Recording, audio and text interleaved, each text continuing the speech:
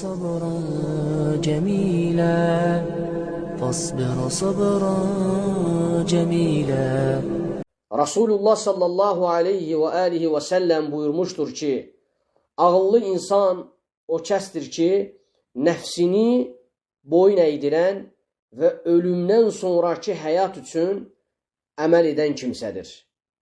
Lakin aciz olan o kəsdir ki, nəfsinin istəyinə tabe olur, Allahın əminində özünü hiss edən kimsədir.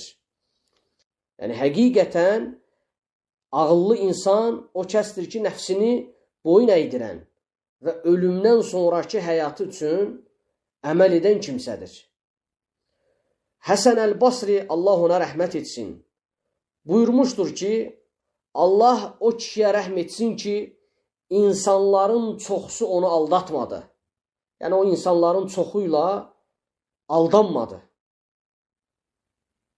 Və buyurur ki, həqiqətən sən tək öləcəksən və sən qəbirə tək daxil olacaqsan və eləcə də sən tək diriləcəksən və həmçinin sən tək hesab olunacaqsan, sorğu-sual olunacaqsan.